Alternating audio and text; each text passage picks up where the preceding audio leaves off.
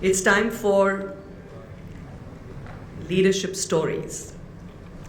And the storytellers are Abhinav Jain, Ravindra Pethe, Sudhir Banerjee, and the chief storyteller, Anand Maheshwari.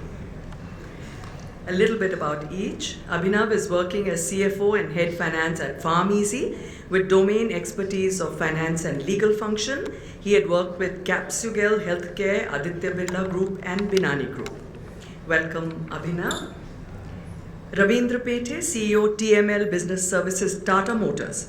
Ravindra is responsible for maintaining the shared service operations for TML Group companies. TML BSL is a captive shared service organization which manages back-end transactions for procure to pay, order to cash, hire to retire, record to report, direct tax, indirect tax related processes. Sudhir Banerjee, Head India and Global Business Services, Teva Pharmaceuticals. Sudhir heads Teva India and Global Business Services.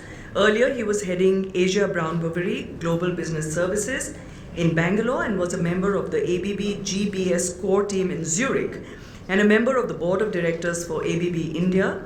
ABB GBS is spread across 5 locations in Bangalore, Mexico, China, Krakow, Tallinn, with 2 global and 3 regional hubs.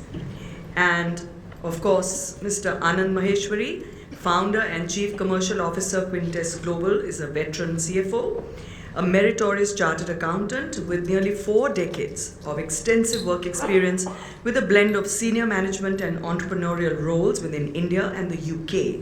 He is the founder director of Quintess Global, a new business entity promoted by R Value to offer an innovative solutions and capabilities in BPM to a niche segment both in India as well as globally.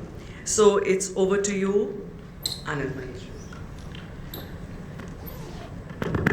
Hello, and a very, very good afternoon turning into a great evening, ladies and gentlemen.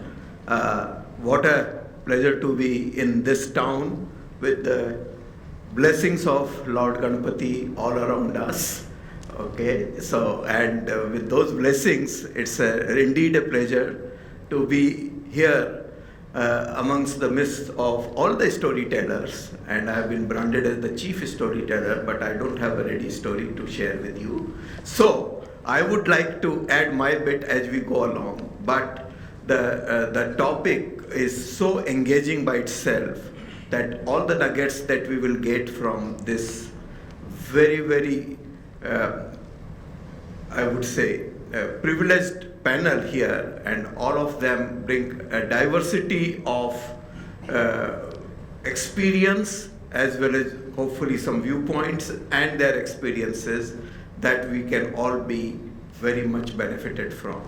So I have got a few pointers towards them, but my request to them has been, and what I'm just reiterating is for the audience benefit, is that try and pack as much punch in possible in those few minutes that each one of us is going to get. And that's why, without further ado, let me start with the youngest of the lot here, Abhinav, and no prizes for guessing that he's from the startup community, while others are, one is a Tata Motors kind of organization, and Sudhir has done a wonderful stint across major engineering giants, and of course now made a big shift, so to say, with another global major in the pharma industry.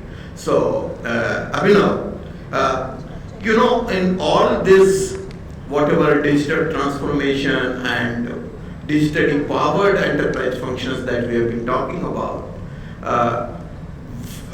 one of the very obvious, but at the same time no less relevant in any context consideration, is the collaboration between what we call technology and enterprise functions.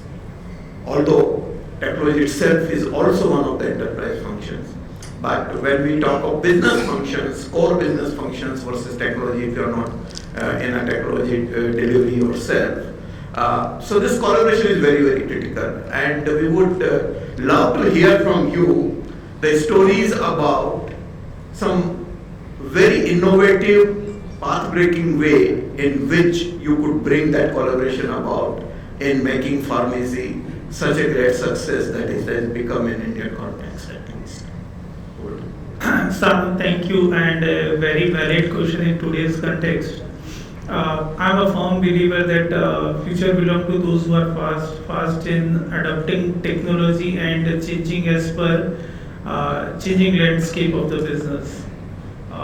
So technological adoption in business is must these days, and I keep on quoting one simple line.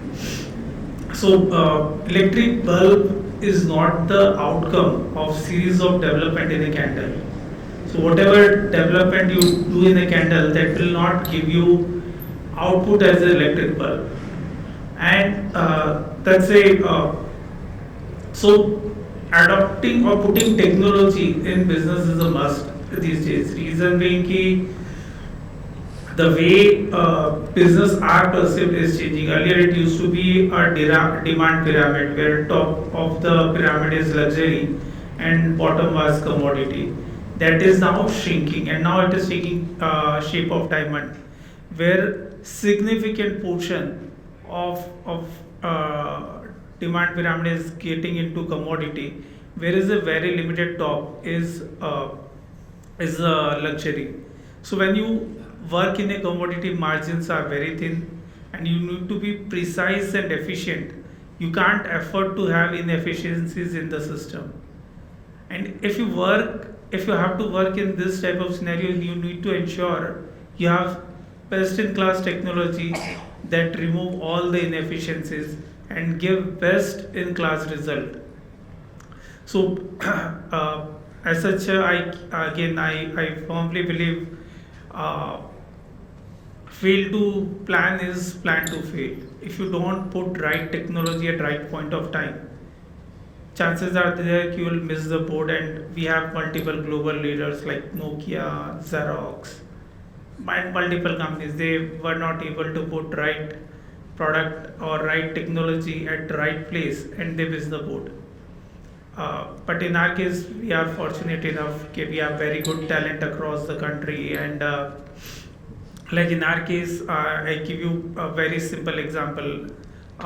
When we started, and how we are different from the other players like 1MG, Netmeds, and a couple of other market leaders. We are holding more than 50% of the market share in our category. And how we are different is all because we have very good demand planning. We know which all pin code have requirement of which all medicine at what point of time, and we ensure more than 90% of the medicines we will be able to deliver in 3 hours at most of the pin code where we can. So at couple of places we are where we are physically present, we deliver medicine in 3 hours, and at couple of places where we can't, where we don't have physical delivery touch points, then we are using logistic partners. But the capability that we build is to give medicine delivery of each and every order within 3 hours. And how we are able to do it, it's all because of robust demand planning that consider various inputs like past demand, seasonal effect, changing demand pattern of various medicines, and multiple other categories in consideration like temperature, humidity, and multiple other factors. And based on these demand projections, we put orders to the supplier in advance, and everything is done by machine. There is no human intervention required as such. Orders are placed to distributors or pharma companies. They take advanced shipment notification. They give them time slot during which they have to supply. And once goods are supplied at the warehouse, the GRN and invoice recon with PO is also done automatically. And okay, invoice fetching invoice is also done automatically through whatever invoices we are getting in email. System read those invoices and make them ready for posting in the system. So that way we have automated multiple activities which were kind of too much where human intervention or too much bandwidth was required. And by doing all these small changes, we were able to bring a lot of efficiency in the system. Plus, we were able to save a lot of bandwidth of people doing these routine activities. And on top of it, we are in a position to service our customer in a best possible way. And all these small things help us become a market leader in the segment. Sure, thank you. And you brought up some good points covering both the technology leverage for those things about automated processes at every stage that many of us would resonate about, and we'll come back to you on some of those nuggets that you can share in further more detail. But moving up the chain, so to say, from a pharmacy distribution to actual production is Teva, which Sudhir represents here. And Sudhir, you have seen life in this field like nobody's business. So, from a strategic perspective, what have you seen to be the very top 2 or 3 imperatives which are or key drivers which actually define your digital strategy, especially when you look at all these enterprise functions which are spread across the organization? So maybe you may want to throw some light on. Yeah, so maybe Anand, I may not just restrict to Teva. I think it will be good to utilize my entire approximately 30 years with various companies. I think quite similar to what Ravi sir you were talking about, right? I think few fundamentals without complicating the whole pack. What exactly is digital, or why exactly we are doing so-called the shared services or all the BPOs, so to say, is to bring a systemic thinking to a non-systemic approach or environment, right? So whichever company wants to improve, and if they want to adopt a kind of a shared services or digital approach, is to bring a systemic thinking. Now, what exactly is systemic thinking is very simple. It has to be driven by what customer expects. Okay. Now, how you speed fast the customer expectation or assessment of customer view is one factor of digital aspect to it. Like we just use Mentimeter today. Right? Think of when Mentimeter kind of things were not there, what would have been our approach, right?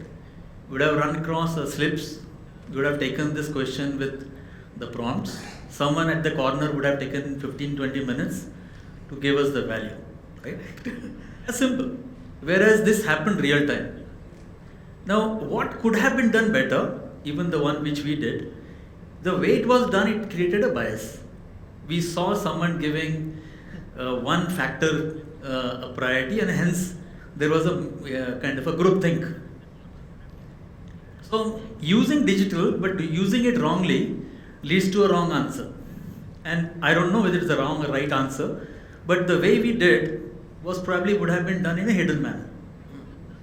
Right? So that's one element which is super important, is looking at the end goal. Am I really making my organization, as the bigger the organization, more complex that environment will be? Am I making the customer expectation up and right throughout the organization? Now the interpretation of that is different for different functions. And I think we talked about there is a little bit of a lag between direct delivery functions to support functions. I think that minimizing that lag is the second biggest area. Can a digital way of doing it will help? Probably yes, right? How much that has to be done is again a continuum. 100% versus 0%, right? So that's my second learning which has come, that if you have to build system thinking, you have to keeping end in mind. And this end in mind is not across one or two individuals. And the other learning which I have had is that the moment you create a separate organization called digital organization or automation organization, you are alienating that skill set from the rest of the organization. I failed multiple times because by design the board was saying you have to create an organization. Good point. And food for thought. And that's the other thing which is super important. The moment you say these 20 people are the supernaturals and rest you have to catch up, actually you create a catch up journey. Versus when you penetrate that, and one of the biggest failure which I have seen in my past, including myself, is when the leaders don't know the set of right questions. So the organization gets driven towards the requirement when leaders ask the right questions. You may have the great data, you may have all the right PowerPoints, but if leaders in the review don't ask the right question, those PowerPoints are basically, in a crude way, I use the word called tota and chudiya. No, because sometimes Hindi makes your concept much easier.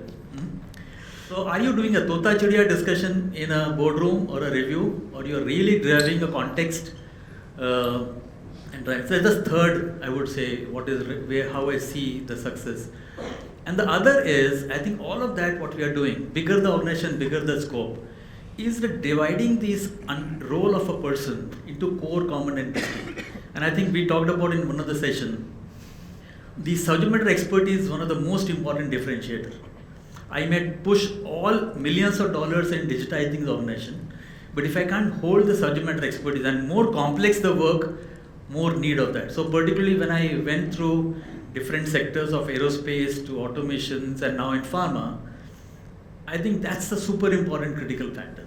And I think that's where how you build the culture using HR practices, technology practices, financial practices, reward recognition, measurement successes. That's the pack, I would say. So coming back to your point, I don't think technology is robotics or automation or certain tools and techniques. These are nothing but various gadgets you have in your workshop. Right? But if you don't know how to use it, it's as bad as anything. So I think I'll hold it now, but then let the discussion come back to that. Thank you. And it is what is you said about technology is how it is used and all that. And we were also cautioned in some manner in an earlier panel by Robin about this entire dimension of data security and cyber security, data privacy, etc. So, Peter, let me turn to you. This, in your organization context, how are these security and privacy issues, including going up to potential protection against any kind of frauds, etc., are factored in while the digital strategies are implemented, especially in the business services functions? Yeah. So first of all, thanks for giving the opportunity to share my experience. Before I answer that question directly, I will just give you a perspective.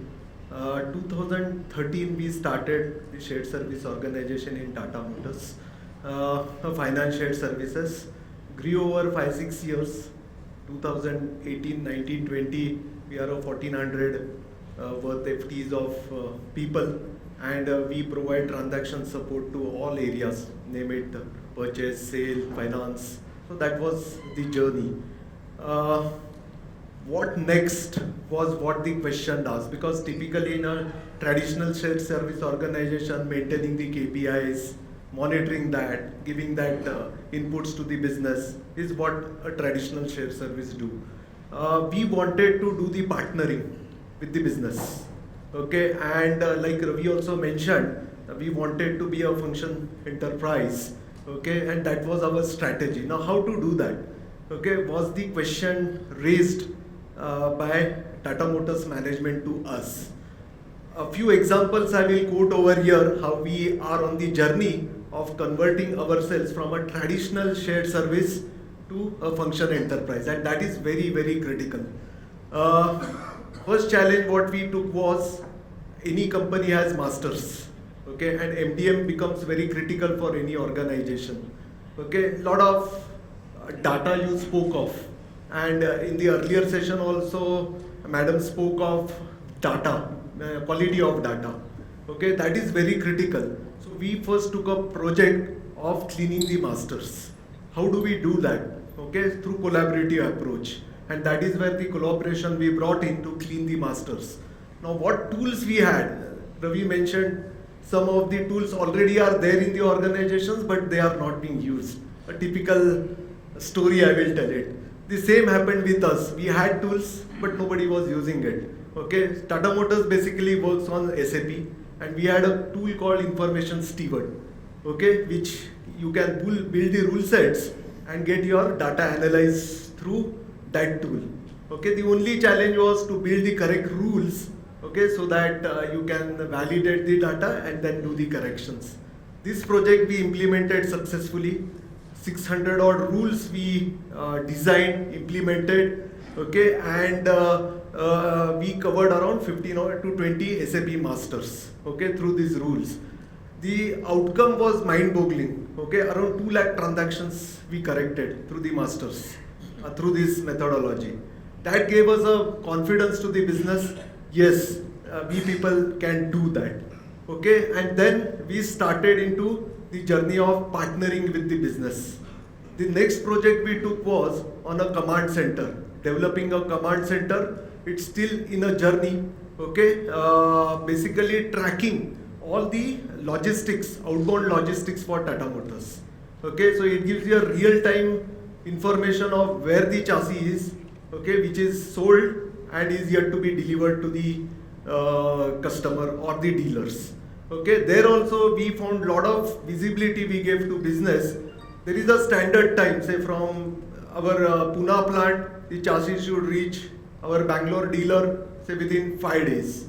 Okay, it gave you a visibility which chassis are on time, which are exceeding the times, okay, where the transporter is hold up. So all that visibility we gave on through the command center dashboards. So there we leverage the Power BI to showcase the business how that can be done. And this all internally we developed. Okay, the skill sets for this, we had our own SMEs working on this. Of course, we took business SMEs also to support, but the entire project was led by us. It also gave a visibility of the accidental vehicles during accident where it is got sticked up. So this is the second project what we implemented, which gave a confidence to us, to the business in partnering with us. The third example I would like to quote is the supply chain finance. Okay, during COVID times, everybody must have experience. Cash was not there. Everybody had limitations on the cash. There was a liquidity crunch. Okay, we internally, then the business threw a challenge to us. How will you give the working capital management tool, okay, to the vendors?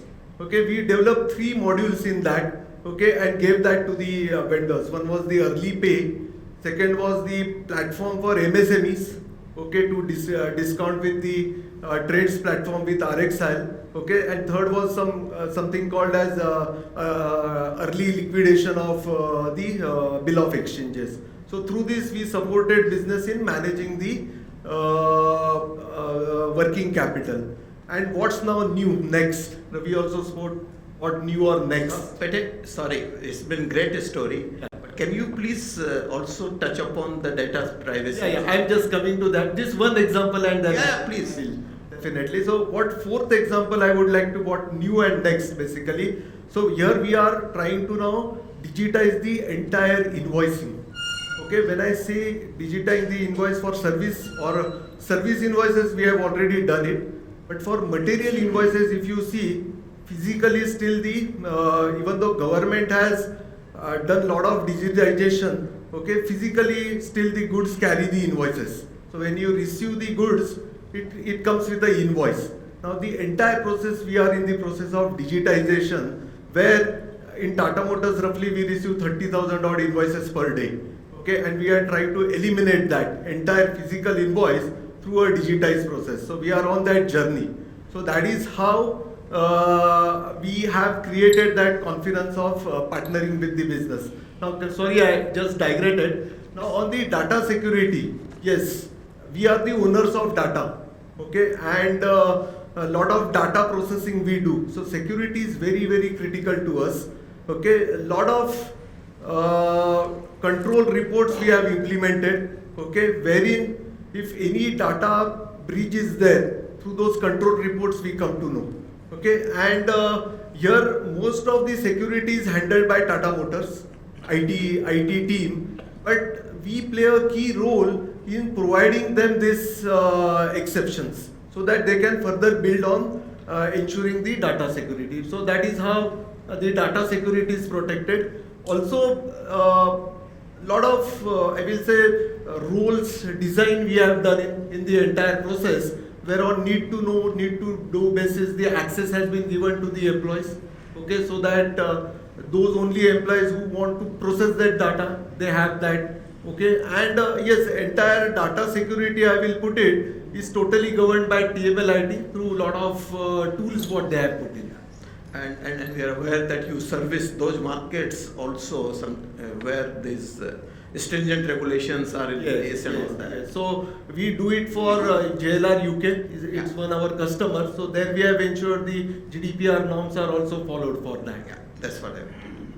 So you talked about a lot of efficiencies building in and all that, and I heard Abhinav starting with that they have a relatively low margin, high volume kind of a business. So Abhinav, how did you fix this equation of investing in the right technology and getting complete return out of it? What was the experience that you had in that regard? And you also mentioned about having more than 50% market share within 3 hours delivery and all that. How do you ensure that these two elements of customer experience at an affordable cost to the company, so that you can continue to sustain the return for the company or the shareholders also? Some tidbits from that. So we have very basic stuff in place. We do two tests for whatever we want to do. One is what cost optimization this particular development will bring on the table, and second is how customer experience will be improved after this particular change or this particular technological adoption. These are the two basic stuff we do, and we have a big panel discussion every quarter. We from business side we put these are the changes that we want, and then we had detailed discussion with all the senior leadership team. What changes should be prioritized, and what budget should be allocated to these changes. These are the basic principles, or these are the basic checks we put for every small change that we want to do on the app or on the platform that we have. And apart from that, we closely monitor how industry is evolving, or what are the various steps that our competition or other players in the market are doing, and based on that also we just sense what should be our directional approach towards evolution from current status or from current state. And again, I keep on quoting this thing: perfection is a journey, it's not a state. You need to evolve yourself at every point of time. Wherever you feel it's done, then it's done, and no one can take you to other level. It's all you have to decide what next is required to be done, and how you can give a better customer experience at a optimal cost to the entire Any one top of the mind example you want to share with the audience, which was either focused largely on having some cutting edge technology to reduce cost or enhance customer experience, or both? No, in our case, we have multiple case studies. The one I quoted in earlier thing, we have one very unique thing that we have. Like we barcode each and every medicine that we have in our warehouse, and while doing it, once the barcoding is done, someone have to put those medicine in particular racks.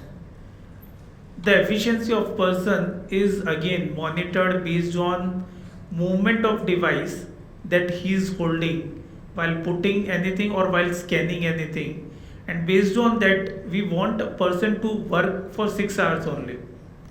And see, after working for 6 hours we know how efficient he is, versus a normal traditional business where these sort of things are not monitored, but we guys are monitoring how much step he is taking, how much movement that particular device is having within the warehouse, and based on that we know where are the inefficiencies, when he is absent, when he was not working, where he got into something else.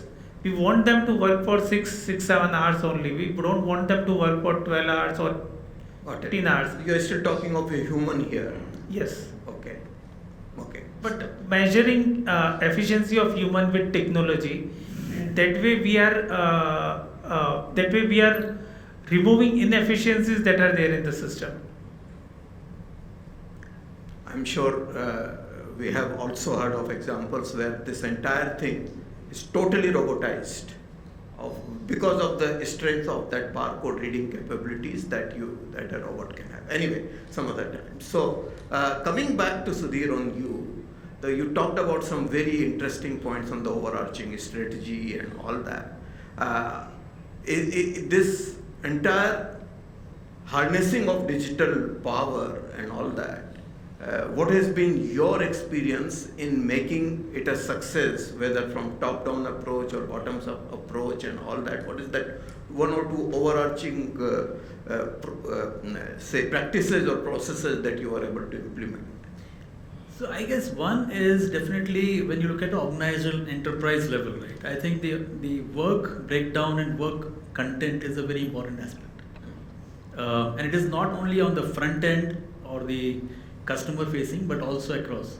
And that's a huge task, huge task, because as I said, for example, even if you look at my present day company, if I see a general manager of a plant who is a scientist, and his role has been given that he has to also take care of the facility, it's a wrong equation, because he has been hired to do more complex molecular design and testing, versus if role content is that since he is a GM, he has to be all pervasive, right? I think those are the gone days when we should see that the complexity of a role is how many things he can do.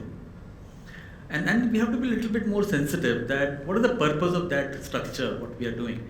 And if you really look at your organization, any organization, I'm referring to my past 4 or 5 organizations, these kind of hidden treasures are there. And one of the most complex and one of the most, I would say, most inefficient way is to design your organization. And it's a constant endeavor. How do you really look at the core, common, and distinct? Common is actually the role where shared services and standardization, automation works. When it comes to the core work, not necessarily you have to digitize that. And I think we always get into a complexity of human versus robots, right?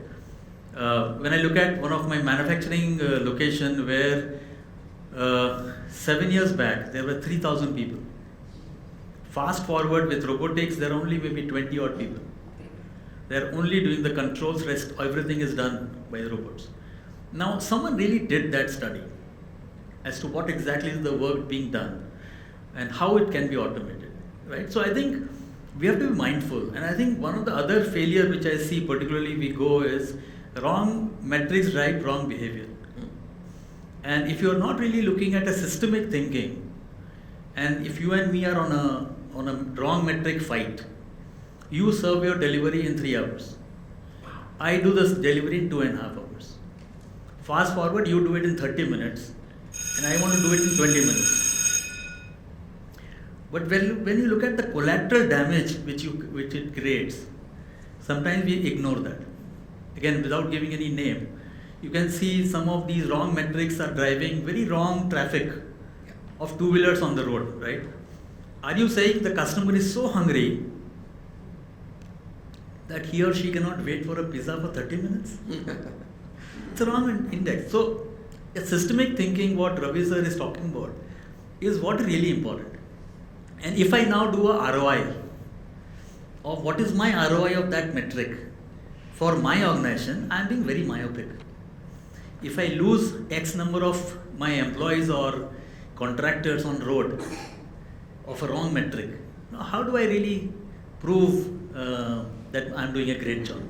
So I think somewhere we have to be really mindful as to what that index is. Then comes a very other important is the metric of your enterprise, and I think that's a very important component. What I see Should is, be really fast forward. I will be maybe in half a minute. Yes. If I really look at whatever you are doing is not giving growth to your organization, it's a wrong approach. If whatever doing is not giving the productivity to your organization, it's a wrong approach. Whatever you are doing is not making cash coming to your bank faster, wrong. Somewhere you are missing. So in my acronym, I see GPCPE is the one: growth, productivity, cash or cost, people factor, which is also do with retaining the right talent and all that, and how do you enable that, which is the bigger enterprise concept. GPCP. So That's what you said. yeah. So that's an excellent point. In the interest of time, one rapid fire last question to each of you before I try and wind up with. Oh, I didn't know that. Okay, great. So there will be a poll question in this session also. So be prepared for that. But before that, one question about same question for each of you. In your journey of all these digital implementation challenges, what was the identified single biggest challenge that you had, and how did you quickly deal with it? So Abhinav, starting with you, I will go round robin. So, yes, since we are a 7-year-old company only, and for us, it was we were to compete biggest of the industry giant, and for us it was very clear we need to do something really innovative to sustain and to get the target market share that we were having.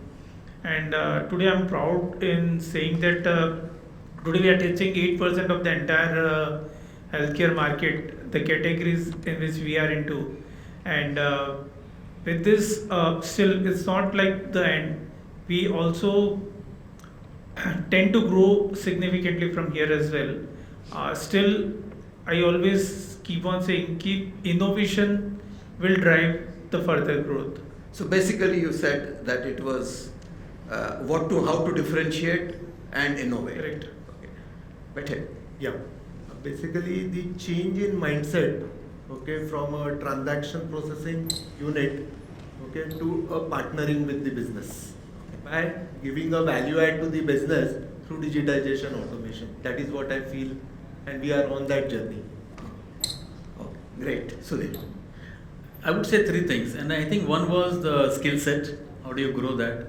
Second is the behavior of the mindset, what Peter is talking about. But the third differentiator is the governance, which also brings how your leadership and the whole core team is taking that success to the next level. I think that engagement is very important. So I'm told that there is a Mentimeter question, and here is the question and also the code that you have to enter. And taking a cue from Sudhir's point, please don't show any results. Is it possible? Problem? For 30 seconds, no results to be displayed. No? There is a limitation. Okay. Will Control M not work if you blind your display? Oh, and coincidentally, this is the resonates with my last question to the panelists. Yeah.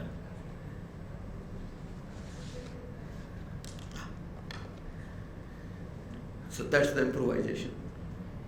People can now vote without looking bias. without looking at what the crowd is thinking. The code has to be repeated once again, please. I will mention it. Sherpa, you can speak it out, please.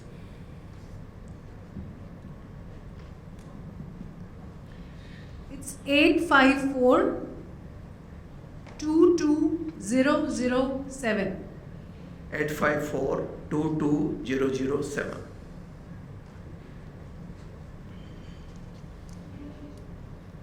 Now 30 seconds on the dot. And that proves if the purpose is clear, adoption of technology is not a problem. Good point.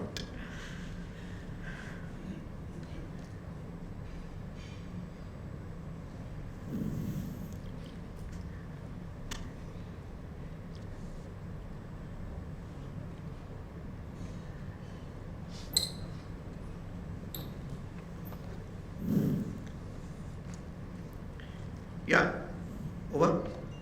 Let's see.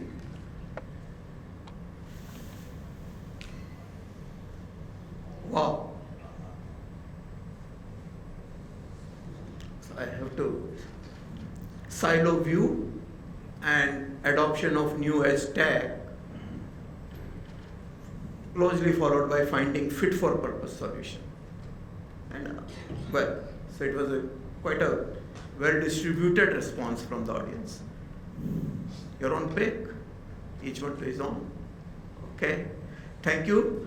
Now, before signing off, I promise that this is a storytelling session. Very small story, real life this morning. I and Ravi, coming from Delhi to Mumbai, so happens that from different cars, but almost simultaneously we walk in, and then come to the queue, and there is a Digi Yatra queue, separate, very inviting. And I said, Ravi, I have the app, but I've never tried it. Every time I push it to the next trip, so let me go and try it. So I tried Digi Yatra, wonderful experience. I needed to take a couple of steps. People who normally fly out of Mumbai, you don't know this app, but so this is very good that after that, only your facial recognition works all through the airport. So it worked for me, and I was happy, and Ravi was still a little behind in the other queue, but I walked in, and guess what? After all the security and all that, Ravi was still one step ahead of me. And the reason was that I did not supplement that artificial intelligence with human intelligence and went to the wrong counter to put my bag scanned, or crowded counter to put my bag scanned. So that was my learning of this morning, Ravi. Thank you very much, gentlemen, ladies and gentlemen. So that's our session. Thank you panelists. It has been a very enjoyable experience on the stage and also from the audience. Thank you very much. Back to you, sir. Thank you very much. Very, very enjoyable stories. Great learning too. Request you, Anandji, to give a memento to Mr. Sudhir Banerjee, please.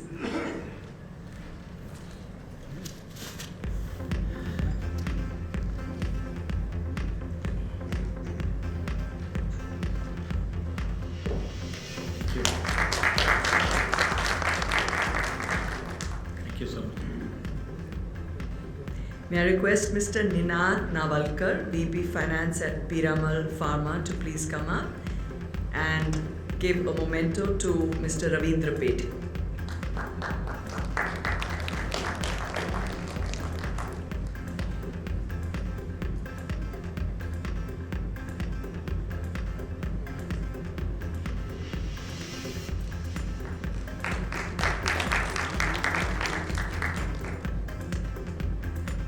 Call upon Mr. Henry Ellender, Head of Sales at KYP.ai, to please come up and give a memento to Mr. Abhinav Jain.